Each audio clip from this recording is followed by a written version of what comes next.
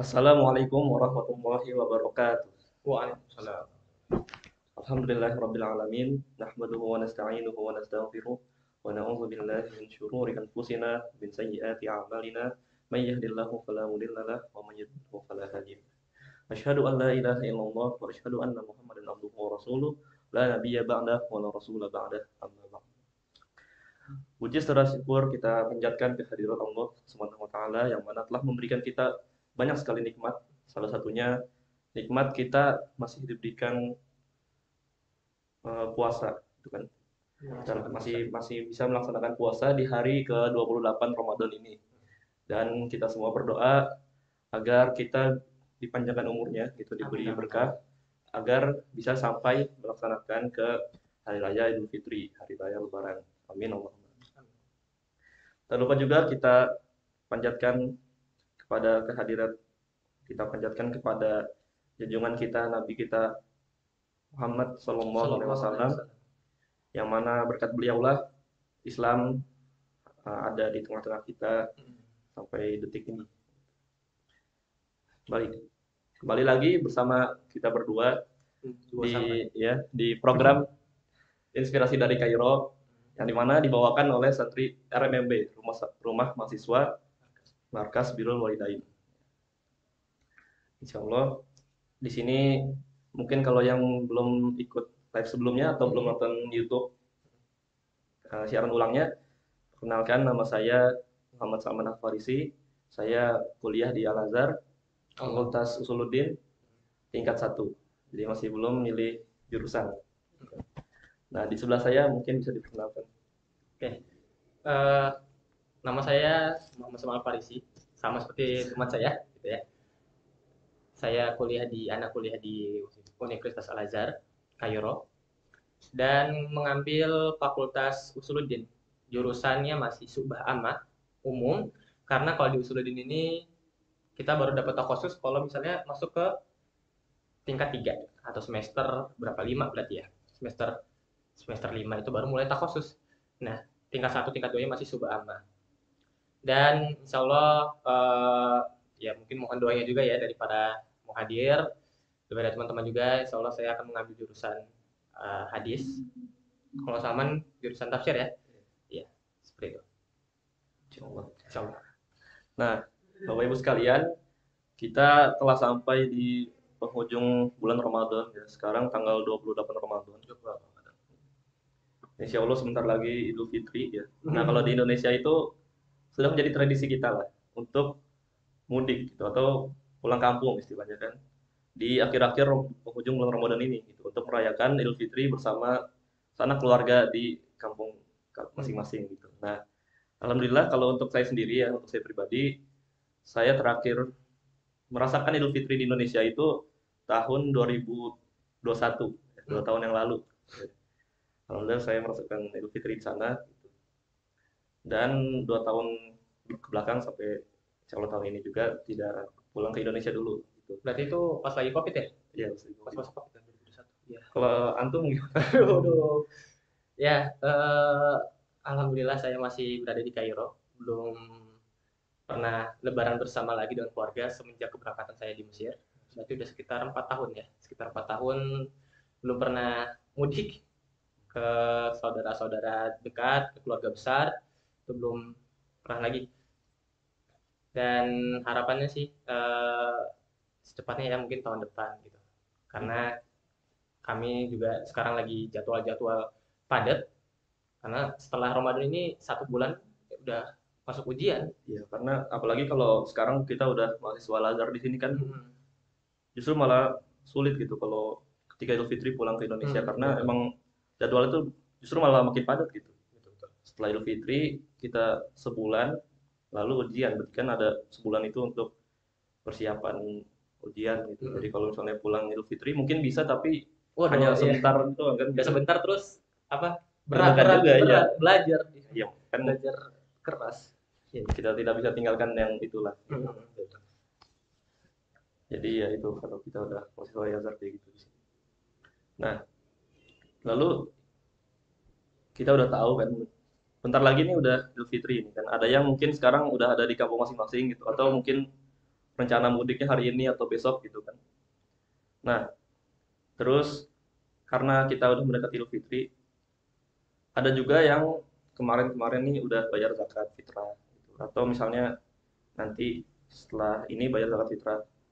Terus ada juga nanti bertanya-tanya gitu. Ada banyak pertanyaan tentang Idul Fitri itu sendiri gitu kan. Nah, insya Allah saya juga masih banyak pertanyaan yang insya Allah juga mewakili ibu bapak sekalian atau penonton-penonton yang hadir di live ini tentang mengenai pertanyaan-pertanyaan yang berkaitan dengan Idul Fitri ini. Maka dari itu tema kita hari ini adalah serba-serbi Idul Fitri, serba-serbi Lebaran. Insya Allah kita menyiapkan banyak pertanyaan untuk di seputar Idul Fitri ini. Bagaimana kita ketahui, mungkin yang pertama itu zakat fitrah dulu.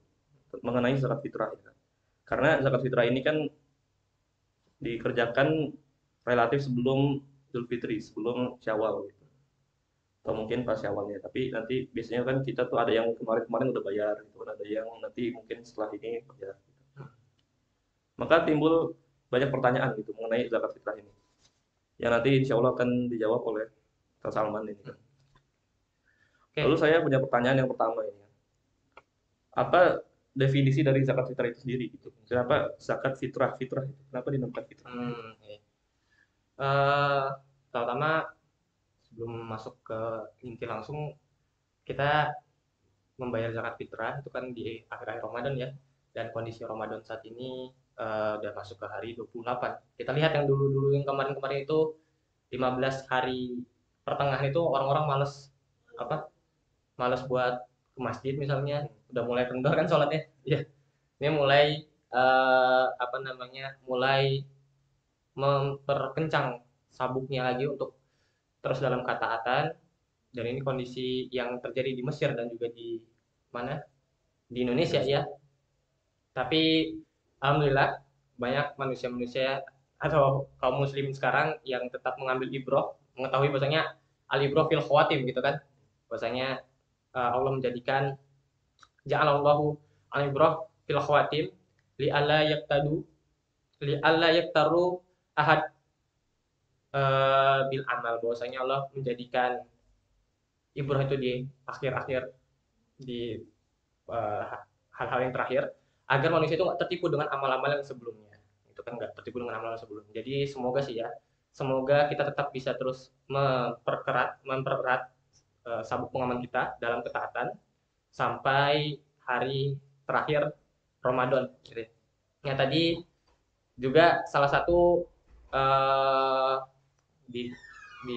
dikatakan oleh Salman, zakat fitrah. Sebelumnya kita perlu ketahui ya, nama zakat fitrah ini itu enggak sebatas atau enggak hanya disebut dengan satu sebutan saja. Itu disebut dengan dua nama. Kita bisa tahu ada yang disebut atau ada yang menyebutnya dengan zakat fitrah, ada yang menyebutnya dengan zakat fitri. Keduanya boleh, keduanya nggak apa-apa lah ya dulu. Kenapa? Karena kalau kita lihat dari sendiri makna fitrah itu sendiri, itu yang artinya atau yang fitri, zakat fitri itu dilaksanakan ketika masuk ke hari raya Idul Fitri, diwajibkan ketika masuk ke malam Idul Fitri, itu kan. Sedangkan penyebutannya secara fitrah itu beranjak daripada kalimat al-hilqah atau suci, yakni suci membersihkan jiwa dan memperbanyak amal.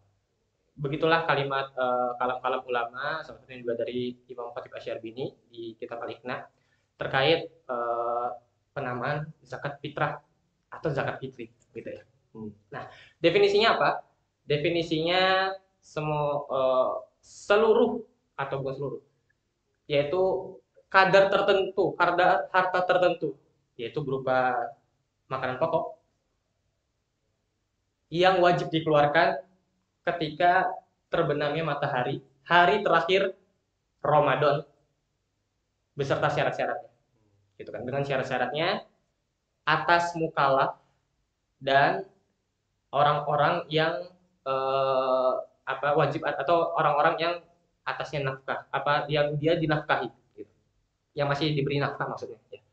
Nah, kita lihat di sini bahwasanya orang-orang mukallaf berarti akil balik ya, di sini ya, akil balik dan orang-orang yang masih tertanggung nafkahnya di orang lain itu berarti seperti apa bayi? Berarti nanti juga bayi yang apa masih kecil, masih 2 bulan kah, masih 3 bulan, itu wajib juga bayar zakat zakat fitrah seperti itu ya, seperti itu Ya. definisinya. Lalu berarti kan kita udah tahu nih bisa dibilang zakat fitrah atau zakat fitri, gitu kan. Lalu kemudian apa sih hukum dari membayar zakat ini? Ya, ya. Ini udah mafhum ya, insya Allah ya. Sebenarnya kita ketahui zakat fitrah ini wajib atas seluruh eh, kaum muslimin, gitu kan.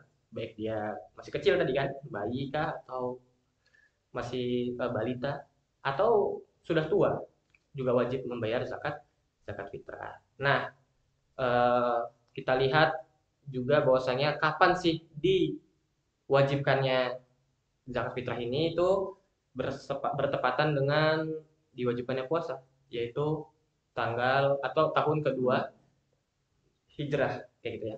Dan itu diwajibkannya puasa. Lantas tadi kan diwajibkan bagi seluruh kaum muslimin. Ada nggak syarat-syarat diwajibkan atau syarat wajibnya apa aja apa saja sih? Gitu. Pertama dia seorang muslim jelas. Yang kedua dia seorang yang merdeka. Oke? Karena budak nanti yang dia nggak wajib bayar zakat fitrah tapi nanti dibayarkan oleh oleh tuannya. Oke. Terus dia cukup kebutuhan pokoknya ketika malam Idul Fitri itu ya berarti tenggelamnya matahari di hari terakhir Ramadan itu sampai hari masuk ke hari kedua Syawal. Berarti hari Idul Fitri itu dia masih cukup kebutuhan pokoknya. Maka dia diwajibkan untuk membayar zakat zakat fitrah. Oke.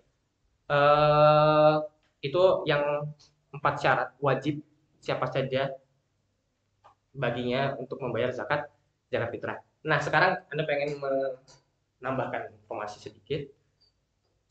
Kan wajib misalnya Salman nih. Salman wajib membayar zakat fitrah atas dirinya sendiri. Tapi Salman karena masih mampu ingin membayar zakat bagi orang lain. Nah, apakah Salman ini mendahulukan pamannya misalnya atau mendahulukan teman SD-nya, alumni sekolahnya, mendahulukan tangga siapa yang didahulukan oleh Salman terlebih dahulu untuk membayar zakat fitrah ini. Nah, maka ketika saudara Salman telah membayar zakat fitrah bagi dirinya sendiri, dia harus diprioritaskan bagi dirinya tadi untuk membayar zakat fitrah atas istrinya. Oke, atas istrinya dan kemudian prioritas selanjutnya adalah anak kecil dia. Selanjutnya bapak, selanjutnya ibu, dan yang paling terakhir anak yang sudah dewasa tapi belum mampu atau ya belum mampu untuk membayar zakat fitrah seperti itu. Hakaza. Nah, maka kita lihat juga ya, tadi kan anak kecil gimana cara atau anak kecil kadang ada pertanyaan anak kecil yang bayi yang dilahirkan setelah azan maghrib atau setelah terbenamnya matahari di hari terakhir Ramadan itu wajib nggak sih? Kadang kan ada pertanyaan kayak gitu. Kadang ada juga yang bilang kalau orang meninggal sebelum azan maghrib hari terakhir Ramadan itu gimana? Gitu kan? Apa dia wajib bayar zakat fitrah? Juga orang yang baru masuk muslim atau masuk Islam, seorang mualaf misalnya. Itu bagaimana? Nah, kita lihat tadi dobitnya syarat wajibnya adalah terbenamnya matahari di hari terakhir Ramadan. Ketika orang itu tersebut melewati waktu itu, maka diwajibkan atasnya zakat fitrah, kayak gitu. Nah, kita lihat berarti kalau orang yang wafat sebelum apa? Sebelum azan maghrib bulan atau hari terakhir Ramadan ini, maka wajib atau enggak? Jawabannya enggak. Kalau dia wafat sebelum, oke. Kalau dia wafat sesudah berarti sesudah azan maghrib atau sesudah terbenam matahari maka wajib bagi dia. Bayi yang belum lahir, berarti belum apa namanya? Belum ada kedewasan gitu ya. Sebelum apa? Sebelum atau bayi yang belum lahir, bayi yang sudah lahir, sorry ya, bayi yang sudah lahir sebelum azan maghrib itu wajib baginya. Bayi yang belum lahir setelah azan maghrib maka nggak wajib karena dia nggak ada di dunia ketika melewati terbenamnya matahari ya tadi itu ya mungkin kembali maaf. Nah ada satu masalah juga. Kalau misalnya bayi tersebut misalnya 1 menit sebelum azan maghrib atau sebelum terbenam matahari itu udah keluar dari rahim ibu misalnya, tapi tamaman selesainya proses persalinan itu selesai ketika selesai terbenam matahari, maka dia diwajibkan atau enggak? Maka dia nggak diwajibkan. Begitu pula janin, oke, janin bayi aja yang baru lahir setelah apa namanya setelah azan maghrib aja nggak diwajibkan zakat fitrah. Janin yang di dalam perut ibu juga seperti itu, nggak diwajibkan. Oke, dan yang terakhir adalah orang muslim atau malah orang yang masuk Islam. Sebelum azan maghrib maka dia wajib karena telah melewati terbenam matahari tersebut ya, itu kan udah bilang. Kalau dia masuk Islamnya menjadi muslimnya setelah azan maghrib atau setelah terbenam matahari maka nggak wajib bagi dia. Nah, ini terkait apa namanya azan maghrib diwajibkan kan ya, diwajibkan membayar zakat fitrah. Kalau misalnya ingin membayar zakat fitrah, tapi sebelum-sebelumnya karena misalnya dia tahu nanti pas mudik takutnya atau pas hari malam hari terakhir Ramadan ini malamnya itu dia nggak ada atau sibuk susah lagi mudik misalnya kan, wah nggak bisa nih saya nih, maka diperbolehkan untuk membayar zakat fitrah sebelum sebelum hari H, yaitu dimulai dari 1 Ramadan sampai maghrib tersebut. Nah, maghrib wajib dia harus bayar, dan waktu mustahabnya yaitu adalah di afdolnya itu adalah sebenarnya adalah setelah sholat subuh sampai sholat id. Setelah sholat id sampai menuju sore hari malam Syawal yang kedua itu makruh. Setelah masuk malam Syawal yang kedua hari tanggal keduanya maka itu udah nggak bisa. Kita berarti jadi apa? Bukan zakat fitrah lagi. Ketika dia mengeluarkan itu menjadi sedekah biasa kayak gitu ya. Infak biasa. Seperti itu.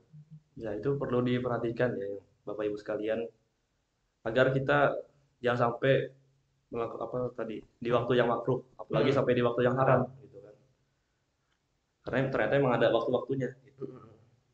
Lalu setelah kita mengetahui waktu-waktunya gitu kan.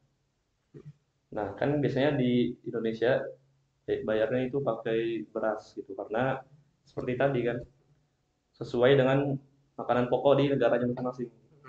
Nah, terus lalu kita timbul pertanyaan lagi, berasnya itu yang diberi itu berapa takarannya? Berapa gram, berapa kilo? Yang sesuai dengan syariat Islam. Takarannya satu sok itu udahlah khilaf. Tapi yang jadi khilaf satu sok ini berapa sih? Nah, satu sok ini berapa? Di mazhab Syafi'i juga berbeda-beda. Satu sok itu berapa kilo? Kalau menurut apa namanya imam atau Asy-Syaikh Al-Habib Hasan bin Ahmad Al-Kaf di kitabnya Takhiratus Sadidah itu dikatakan 2,75 kg. Nah, adapun menurut Dr. Mustafa Bugo di kitab Fiqhul Manhaji itu 2,4 kg. Beda-beda kan? Hilaf tuh. Satu sok itu berapa? Tapi ketika ya kita melihat juga ulama-ulama Indonesia itu mengambil pendapat yang 2,5 dan itu ditetapkan oleh peraturan Kemenak nomor berapa kemarin saya lihat ya? Lihat nomor 52 tahun 2014 ya itu. Jadi satu sok itu sekitar 2,5 kg. Jadi udah pasti satu sok. Nah, yang khilaf itu berapa kilo dari satu sok itu? Dan untuk menjaga kehati-hatian mungkin kita bisa lebihkan 3 mungkin ya kalau mampu. Itu kan itu batas minimalnya adna batas minimal. Oke. Lalu kalau misalnya kan tadi bayar pakai beras gitu kan. Berapa? 2,5 kilo. Nah, kalau misalnya kita nggak mau bayar pakai beras karena ada uzur atau darurat gitu, apakah bisa misalnya kita bayar pakai uang? Iya, ofisialnya muktamadnya di mazhab Syafi'i itu nggak boleh. Itu menurut penuturan Dr. Labib Najib. Gitu kan. Juga ketiga mazhab apa aja? Hambali, Maliki dan Syafi'i. Itu nggak bisa pakai uang. Tapi kalau sekiranya ada yang melakukan hal tersebut, maka mungkin kita berkeyakinan atau mungkin kita ingin mengeluarkan zakat fitrah dengan uang, maka kita mengikuti mazhab sisa satu mazhab daripada tiga empat mazhab besar, yaitu apa? Hanafi. Hanafi. Nah, kayak gitu. Mazhab Hanafi mengatakan boleh kita mengeluarkan zakat dalam bentuk uang, kayak gitu. Kan tapi ada konsekuensinya. Kalau mazhab Hanafi mengatakan satu so itu 3,8 kilogram, kayak gitu. Oke, berbeda dengan satu so-nya Imam apa mazhab Syafi'i, kayak gitu ya. 2,5 tadi. Apa ikhtilaf tadi? Hmm. Nah, berarti kan kalau kayak gitu uang yang dikeluarkan juga lebih banyak. Iya, betul. Otomatis gitu Otomatis. kan. Jangan dikeluarkan pakai uang yang setara 2,5 gitu. Betul. Tapi disetarain dengan yang tadi maksud Nafi tadi 3,8 kilo kalau Hmm. misalnya mau pakai uang. Nah, terus kalau udah kayak gitu kan, lalu kita lanjut lagi kepada siapa gitu diberikan zakat ini, zakat fitrah ini diberikan kepada siapa gitu. Ada ke beberapa golongan gitu. Karena di seperti yang biasanya tersebar kan kepada orang miskin saja gitu, orang fakir. Gitu. Nanti juga maksudnya perbedaan dari fakir, miskin, apa perbedaannya gitu. Betul. Kalau dari golongan siapa saja yang berhak mendapatkan zakat, akhirnya udah kita pelajarin ya di SD, SMP, SMA. Cuma kadang suka lupa karena kita nggak langsung membagikan kepada orang yang berhak tersebut, gitu kan. Cuma di sini mengulang sedikit, kita bisa lihat di surah At-Taubah ayat 60. A'udzubillahi minasyaitonirrajim. Innamas shadaqatu lil fuqara wal masakin wal 'amilin 'alaiha wal mu'allafati qulubuhum wa fir riqabi wal gharimin wa fi sabilillah wa fi sabil fardatan minallah wallahu hakim wallahu alimun hakim, kayak gitu. Innamas shadaqatu. Kalau kita lihat di bahasa Arab, innama ini taksir atau yang bermakna hanya. Kayak gitu. Bermakna hanya. Sodako di sini maksudnya adalah zakat ya. Zakat di sini hanya diberikan kepada lil fuqara, orang fakir, wal masakin, orang miskin, wal amilina 'alaiha, dan orang yang mengambil atau bekerja atasnya. Maksudnya apa? Mengambil zakat, ambil zakat. Wal mu'allafati qulubuhum, kita artikan sebagai mu'allaf. Wa fi riqab, dan orang yang hendak memerdekakan diri. Wal gharimin, orang yang sedang terlilit hutang. Wa fi sabilillah, dan orang yang berjihad di jalan Allah. Wa bni sabil, dan orang yang sedang berkeadaan safar. Faridatan min Allah, dan itu ke depan Allah. Wallahu alimul hakim, dan Allah Maha mengetahui lagi Maha bijaksana, kayak gitu. Nah, kita lihat di sini diartikan atau ditafsirkan golongan ini ada 8 ya, menjadi 2 golongan besar, yaitu golongan yang dia memiliki kepemilikan penuh atas zakatnya, dan orang atau golongan memiliki kepemilikan terbatas atas zakatnya. Maksudnya bagaimana? Coba kita lihat dulu sebentar di syarah daripada Yaqut Nafis, imam atau kita bisa sebut ya anak daripada Sahibul Matan ya, Yaqut Nafis sendiri. Dan ini mungkin yang perlu kita lihat ya, bagaimana ulama-ulama Islam terdahulu itu memiliki kebiasaan untuk mendidik anaknya agar menjadi ulama juga, gitu ya. Jadi generasi-generasi yang berilmu, yang menjelaskan hukum Islam itu tetap ada terus dalam masyarakat Islam. Nah, tadi dikatakan Muhammad bin Ahmad. Saya Muhammad bin Ahmad Asy-Syatiri. Itu adalah anak daripada Ahmad bin Umar Asy-Syatiri. Ahmad bin Umar Asy-Syatiri sahibul kitab atau pemilik atau penulis kitab Yaqut Nafis, dan ini masyhur digunakan di Yaman gitu kan, dan juga di beberapa media atau tempat-tempat belajar di Mesir juga dipelajari. Itu anaknya mensyarah matan tersebut, dikatakan di situ innama shadaqah. Innama shadaqatu lil fuqara. Nah, lam di sini li kan lam itu bermakna lam tamlik, kepemilikan. Makanya nanti lil fuqara, orang-orang yang memiliki kepemilikan penuh atas zakat. Lil fuqara adalah orang-orang fakir, wal masakin, dan orang-orang miskin, wal amilina 'alaiha, dan orang-orang yang mengurus zakat, wal mu'allafati qulubuhum, dan orang-orang yang apa, yang mu'alaf gitu kan. Wa fi riqab. Nah, di sini kita lihat redaksinya berbeda, naatnya beda. Naatnya atofnya berbeda. Wa fi riqab wal ghorimin. Berarti orang yang golongan kedua yaitu golongan-golongan orang-orang yang zakatnya itu kepemilikannya terbatas. Yaitu ariqab tadi, fi riqab, yaitu orang-orang yang hendak membebaskan diri. Al-ghorimin, wal ghorimin, dan orang-orang yang terlilit hutang. Wa fi sabilillah, dan orang-orang yang berada di jalan Allah, jihad maksudnya. Wa ibn sabil, dan orang-orang yang hendak safar. Nah, maka kita lihat di sini makna daripada al-fakir itu apa, al-miskin itu apa, mungkin terlihat sama gitu ya, tapi kita harus bedakan ya. Al-fakir di sini maksudnya apa? Adalah orang-orang yang tidak memiliki harta, tidak memiliki pekerjaan. Atau dia memiliki pekerjaan, tapi penghasilannya nggak mencukupi setengah dari kebutuhan primer dia. Misalnya, dia punya kebutuhan primer 100.000, tapi penghasilannya cuma 20.000 misalnya. Di bawah batas setengah dia, ya kan? Maka itu orang fakir. Orang miskin, bagaimana? Orang miskin dia punya pekerjaan, tapi nggak memenuhi kebutuhan primer dia. Misalnya, kebutuhan primer dia 100.000. Dia menghasilkan pekerjaan cuma 80.000 tiap harinya misalnya. Maka itu disebut orang miskin. Dan kedua golongan ini memiliki kepemilikan zakat yang bersifat penuh, gitu ya, mutlak. Yang selanjutnya yaitu adalah wal amilina 'alaiha, dan orang-orang yang mengambil zakat atau mendistribusikan zakat. Nah, ini nanti dibedakan, amil dan panitia zakat itu berbeda. Oke, amil dan panitia zakat itu berbeda. Amil adalah orang yang dilantik langsung oleh negara, sedangkan panitia zakat itu enggak. Oke, jadi kita mungkin sedikit dalamin di situ. Amil zakat juga nggak sembarangan amil, yaitu amil yang nggak diujroh atau nggak diberi upah oleh negara. Maka dia jadi mustahik zakat. Maka dia menjadi orang yang berhak atas zakat.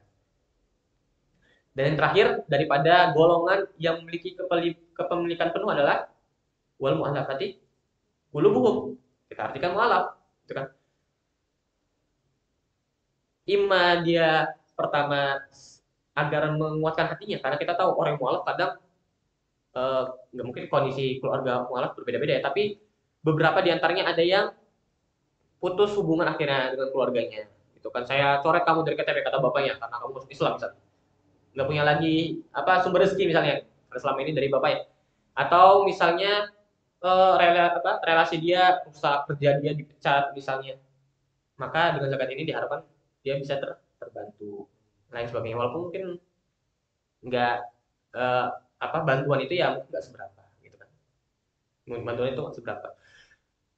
Kita lihat juga, atau mu'alaf ini adalah seorang tokoh, sehingga ketika diberikan zakat, orang-orang akan tergerak ingin untuk bisa menjadi seorang mu'alaf gitu ya. Itu salah satunya juga gitu. Dan keempat orang ini termasuk dalam golongan orang-orang yang memiliki kepemilikan penuh dalam zakat. Maksudnya apa? Zakat mau diapakan terserah dia, dijual, dimakan, dan lain sebagainya.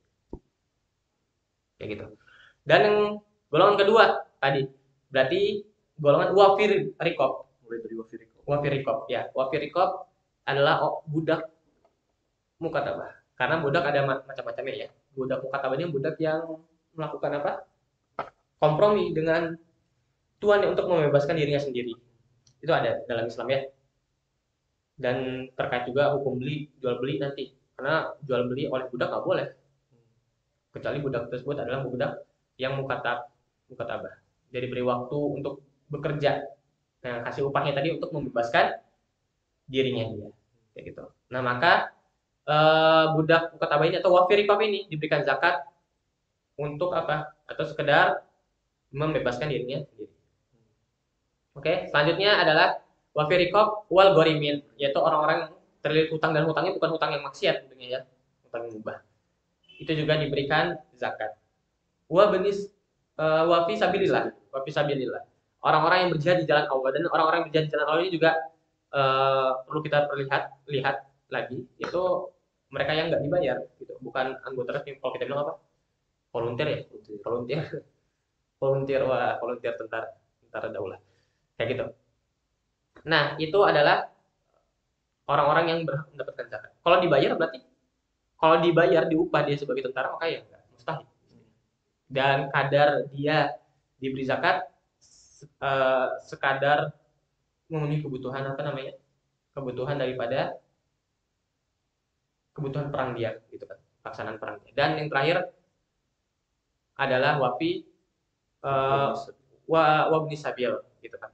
Dan orang-orang yang sedang bersafar, dan safar yang dibolehkan oleh Islam. Safar yang dibolehkan oleh Islam itu apa saja? Atau hukum-hukum safar itu ada 5. Ada safar wajib misalnya karena umroh atau haji, kan wajib kita haji kan. Terus safar yang sunnah itu menjalin silaturahmi kepada keluarga gitu kan. Terus safar yang mubah itu safar buat jual beli. Safar yang makruh, safar buat jual kain kafan misalnya gitu kan. Dan yang terakhir yang haram, misalnya dia mau membuat safar dari Bandung ke mana, Jakarta, nah itu nggak boleh, safar haram. Maka safar yang diperbolehkan adalah safar yang mubah tadi, sunnah, dan yang wajib. Nah, kriterianya gimana? Ketika dia safar, dia kehabisan bekal atau dia kehabisan akomodasi. Misalnya kita ambil kata orang ini mau safar dia dari Jakarta ke Surabaya, tapi nyangkut di Bandung misalnya, nggak ada uang bensin misalnya, atau tiba-tiba uangnya hilang segala macam gitu kan, sehingga nggak bisa melanjutkan perjalanan, maka dia jadi mustahik zakat syariah. Oke, bisa diberikan zakat. Dan zakatnya tadi sekedar untuk memenuhi kebutuhan dia sampai safarnya, sampai ke tempat tujuan, kayak gitu. Terbatas itu. Terbatas. Terus ini ada juga dibilang, apakah guru ngaji itu adalah orang-orang yang termasuk fisabilillah gitu kan? Nah, jawabannya enggak. Dan kalaupun ternyata ada guru ngaji yang dikasih apa namanya, zakat, itu bukan karena kaum dia guru ngaji, bentuknya dia guru ngaji adalah fisabilillah, bukan, tapi adalah mungkin karena dia miskin, gitu kan? Ada faktor yang lain. Yang lain, atau dia terlilit hutang lah segala macam. Oke.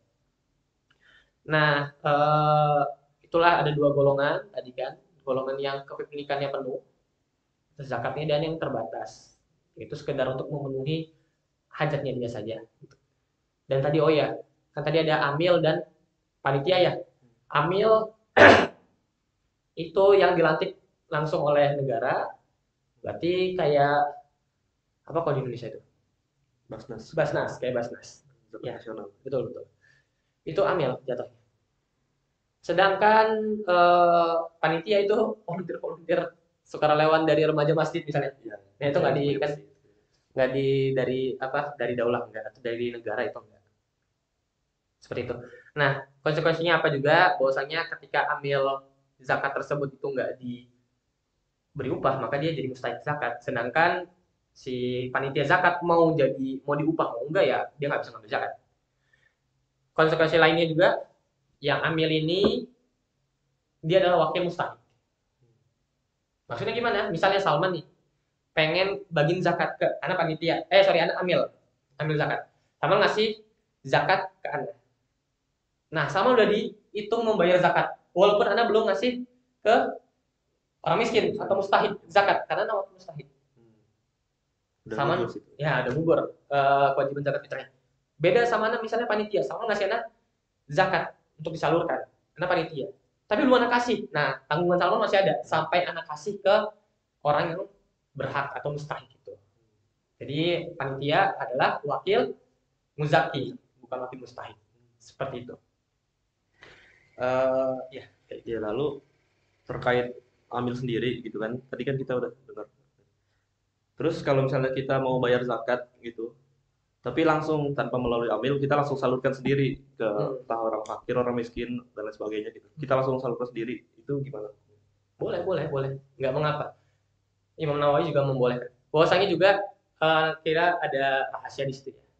Maksudnya rahasia bagaimana kita bisa memberikan zakat ke orang terdekat dahulu. Misalnya tetangga kita fakir miskin misalnya, gitu kan. Tapi kita malah memberikan zakat ke badan amil misalnya, atau ke panitia zakat. Ya nggak apa-apa sebenarnya, cuman kan ada orang lebih dekat, gitu ya. Lebih dekat harusnya, atau ada keafdolan di situ, ada ya disukai kita memberikan zakat ke orang terdekat dulu. Gitu. Mungkin kalau kita kasih ke ini yang Amil nggak nyampe kan, belum ya mungkin belum tentu nyampe ke belum tentu nyampe. tetangga kita gitu. Oke. Padahal kita tahu kan tetangga kita tuh Oke, butuh. miskin. Ya. Betul. Dan akhirnya tadi itu salah satu kenapa atau alasan kuat kita juga bisa melakukan zakat itu sendiri. Dan itu juga bukan rukun daripada rukun zakat. Seperti itu. Nah, terus kan tadi kita udah bahas golongan-golongan yang berhak mendapatkan zakat. Mm, Nah, pertanyaannya berarti apakah ada orang yang nggak boleh dikasih zakat gitu? Nggak berhak menerima zakat gitu? ada. Misalnya orang ini kafir, tapi miskin, kita kasih zakat nggak? Nggak bisa. Orang ini dari Bani Hashim misalnya, gitu kan? Dari keturunan ya, Nabi gitu ya, Bani Hashim dan Bani Muthalib. Terlilit hutang, maka nggak bisa kita kasih zakat. Oke, maka apa aja orang-orang atau siapa saja orang-orang yang terlilit hutang. Siapa saja orang-orang yang tidak diperbolehkan diberikan zakat ada 5. Orang kaya, jelas. Orang yang budak. Terus budaknya tadi ya, kalau budak mukataba nggak apa-apa. Terus Bani Hashim, Bani Muthalib, keturunan Nabi Sallallahu Alaihi Wasallam, dan orang-orang tadi apa? Yaitu orang kafir, orang kaya, budak, Bani Hashim, Bani Muthalib. Oh, tadi orang kafir disebutin ya, orang kafir. Dan yang terakhir adalah orang yang ditanggung nafkahnya oleh muzaki, kayak gitu.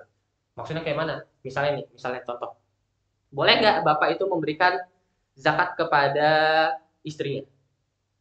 Nggak boleh jawabannya. Kenapa? Karena istrinya harusnya dapat nafkah dari dia. Boleh nggak misalnya Salman memberikan zakat kepada kedua orang tua yang misalnya udah tua? Nggak boleh, karena harusnya Salman memberikan nafkah kepada mereka. Makanya di sini maksud daripada poin kelima yaitu orang-orang yang tertanggung nafkahnya daripada muzaki. Nah, kayak gitu. Berarti kalau misalnya kayak ke paman Boleh gitu, karena paman nggak kita nafkahkan kayak gitu. Ke bibi juga, ke saudara-saudara kita juga kita nggak wajib menafkahkan mereka. Maka ketika kita lihat mereka fakir miskin, nah makanya tadi akrobin itu lebih afdol kita berikan zakat kepada mereka karena mereka dekat dengan kita. Juga ini tadi terkait apa ya? Pertanyaannya, boleh nggak sih istri memberikan zakat kepada suami? Kalau menurut Salman gimana? kalau menurut tadi berarti Menurut tadi. boleh. Boleh, karena istri nggak wajib nafkahin suami. Suami. Nah, makanya tadi dominnya itu ya. Suami yang wajib ke istri. Betul. Orang yang nggak boleh diberikan zakat adalah orang yang ditanggung nafkahnya oleh muzaki. Maaf.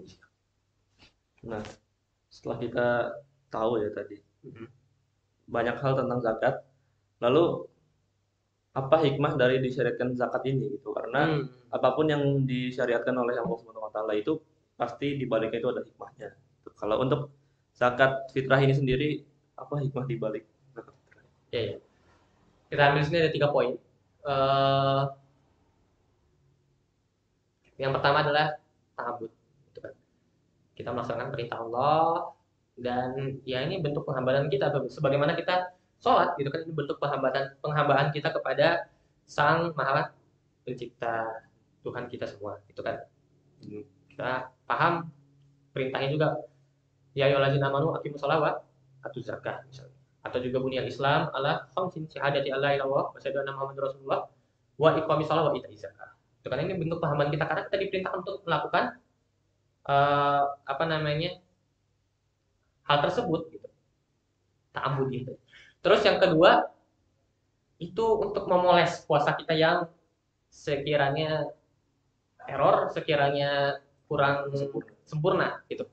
Itu dikatakan di Fathul Mu'in riwayatnya oleh Imam Waqi bin Abi Jarrah Imam Waqi bin Jarrah kalau saya nama kedua orang tua itu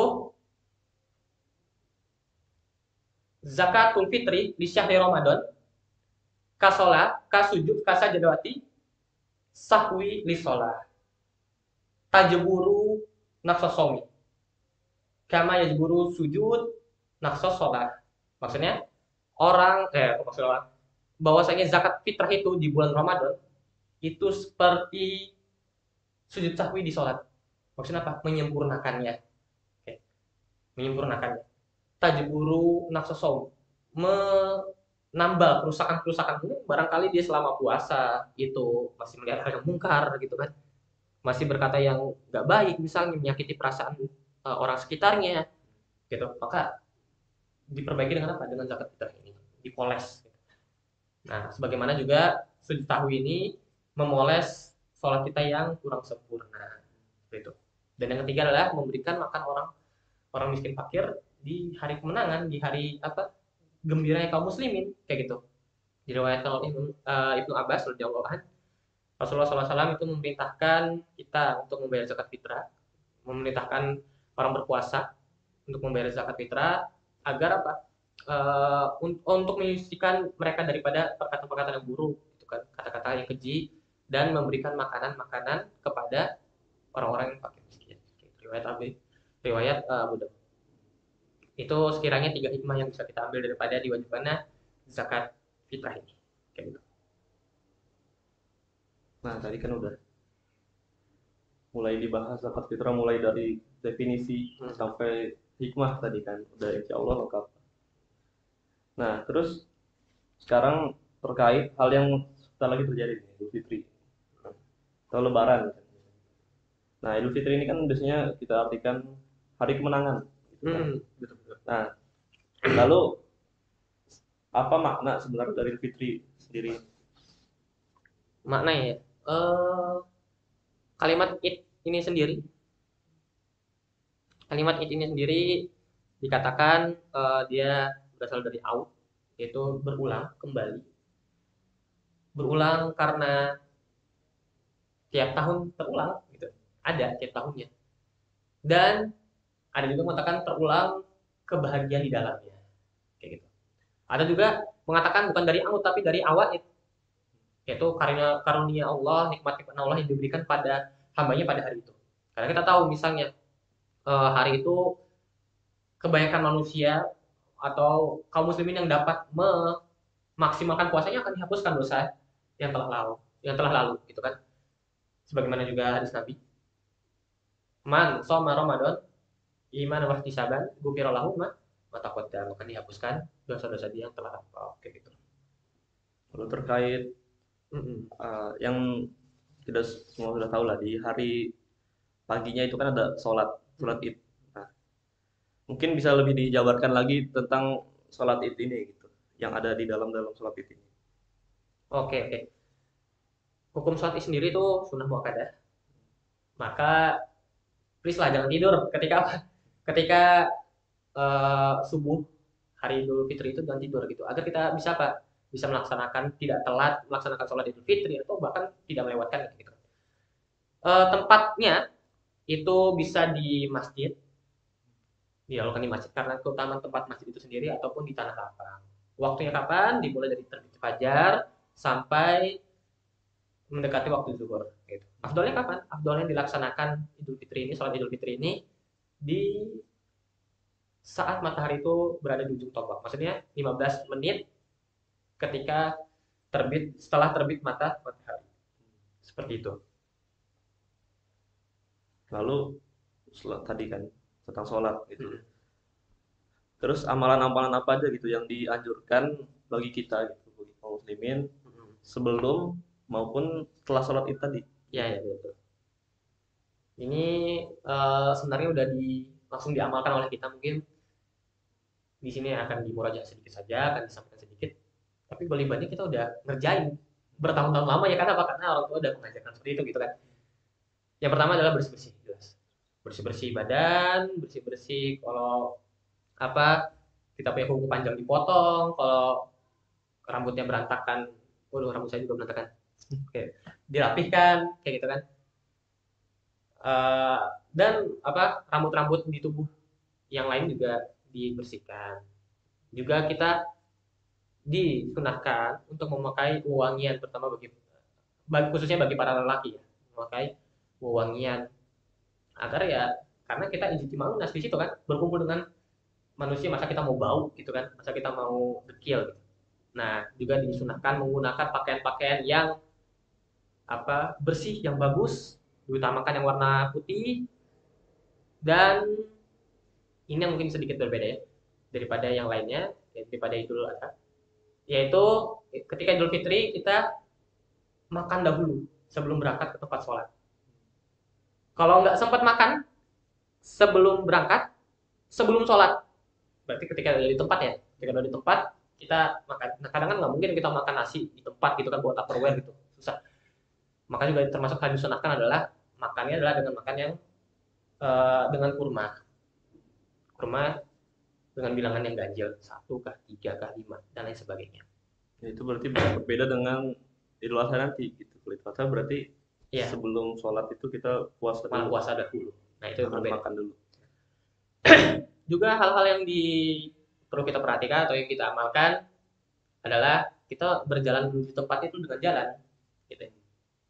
Dengan jalan agar ya kita bisa berkumpul bersama dengan masyarakat atau muslim yang lainnya. Tapi kalau misalnya nggak bisa karena ada hajat atau ada hal-hal yang lain, ya nggak mengapa dengan kendaraan gitu. Jalannya bersegera, jelas gitu. Kita perginya bersegera dan hendaknya menggunakan dua jalan yang berbeda, menggunakan dua jalur yang berbeda. Maksudnya bagaimana? Ketika berangkat kita menggunakan rute yang lebih jauh, dan ketika pulang kita menggunakan rute yang berbeda tapi lebih lebih dekat. Nah, ini ada kalam daripada Ibnu Hajar Al-Haytami di kitabnya atas Hasya Tuhfatul Muhtaj, dikatakan di sini riwayat Bukhari ya. Wa yadhhabu fi tariqin wa yarji'u fi ukhra, maksudnya wa yadhhabu Rasul. Dan Rasul itu berpergian ketika hendak sholat Idul Fitri itu di jalan fitorikin, satu jalan. Wa yarji'u fi ukhra, dan kembali dari sholat Idul Fitri itu jalan yang lain. Nah, wa hikmatuhu, dan hikmahnya apa? Annahu sallallahu alaihi wasallam, bahwasanya Rasul sallallahu alaihi wasallam ini karena yadhhabu fil atwal, itu berpergian dengan rute yang lebih jauh, li anna ajra dhahab azam. Karena apa? Karena pahala ketika kita berangkat ke tempat sholat itu lebih lebih besar. Wa yarji'u fil aqsar, dan tadi kan yadhhabu fil atwal, wa yarji'u fil aqsar, dan kembali daripada rute yang lebih pendek atau ya lebih pendek daripada rute berangkat.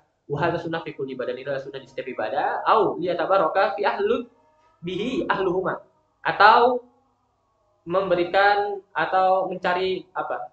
Tabarok, mencari berkah, tabarok gitu kan. Mencari berkah kepada dua jalan ini.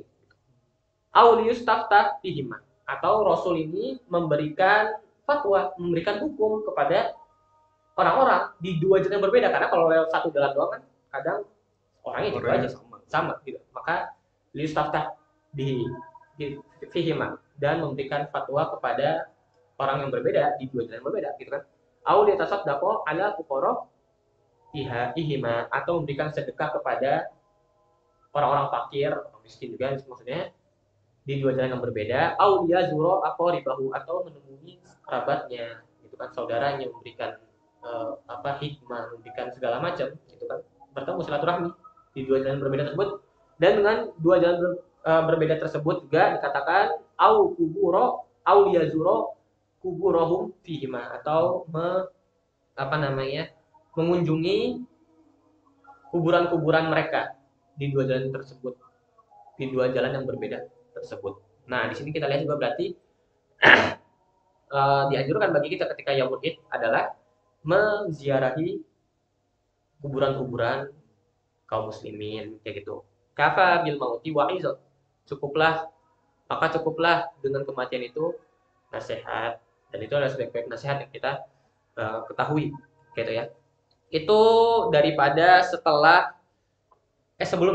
amalan-amalan sebelum dilaksanakan sholat Idul Fitri. Enggak, yang jalan setelah. Nah, adapun ketika sholat misalnya, ketika di lapangan itu hendaknya setelah sholat ada khutbah dulu. Jadi nggak langsung pulang, khutbah dulu.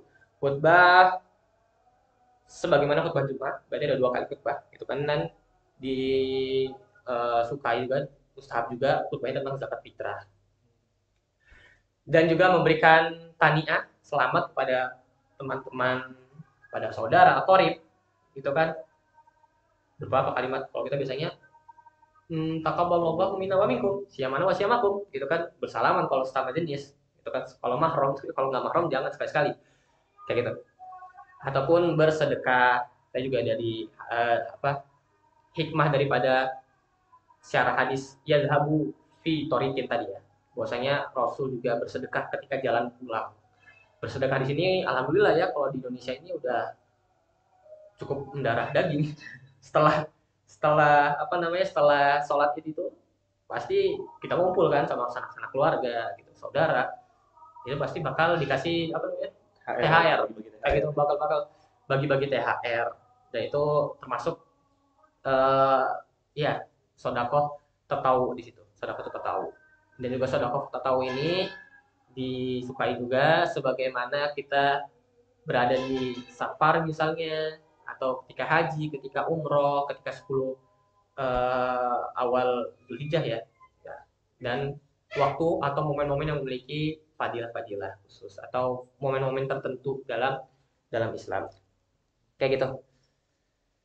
Nah, itu Alhamdulillahnya kita di Indonesia sudah jadi tradisi ya, tradisi. dari kecil lah bagi-bagi THR tadi kan ternyata ada pahala tersendiri gitu. Atau juga di pemakaman-pemakaman tuh kalau lagi Idul Fitri emang ramai juga peziarah-peziarah gitu datang. Itu emang udah menjadi kebiasaan kita dari dulu di Indonesia ya. Alhamdulillah. Jadi urf ya, jadi kebiasaan. Dan kebiasaan ini kebiasaan yang baik. Ya, ada yang nggak tahu itu ternyata punya pahala, emang ternyata punya pahala tersendiri gitu. Alhamdulillah. Lalu setelah itu, nah sekarang terkait sunnah di malam Syawalnya itu, malam Idul Fitrinya itu, yang biasanya kalau kita di Indonesia contohnya kayak takbiran gitu, takbir Ya. keliling dan lain sebagainya gitu. Apakah ada amalan-amalan yang lain di malam Idul Fitri itu? Oh, oke oke.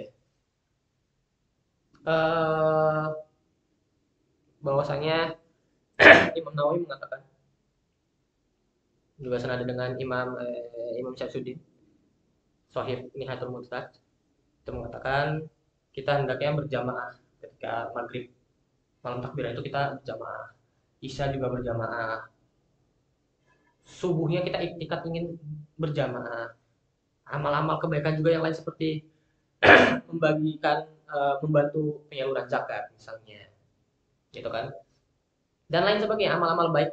Juga salah satu di antaranya adalah berdoa, sebagaimana dikatakan Imam Syafi'i, telah sampai riwayat kepadaku bahwasanya salah satu atau ya 5 waktu doa di malam hari yang niscaya dikabulkan adalah: pertama nisfu Sa'ban, yaitu yang kedua malam pertama bulan Rajab, ketiga itu adalah Yaumul Id, dan yang terakhir adalah Yaumul tadi Idul Adha, yang terakhir adalah bukan terakhir ya, soalnya tadi 5 ya.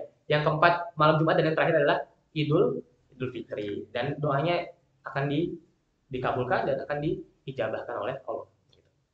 Itu sekiranya amal-amal yang perlu kita lihat daripada malam takbiran ini ya. Jadi nggak cuma main petasan gitu ya, nggak cuma apa namanya buat ketupat misalnya, nggak, masih ada amal-amal yang lain.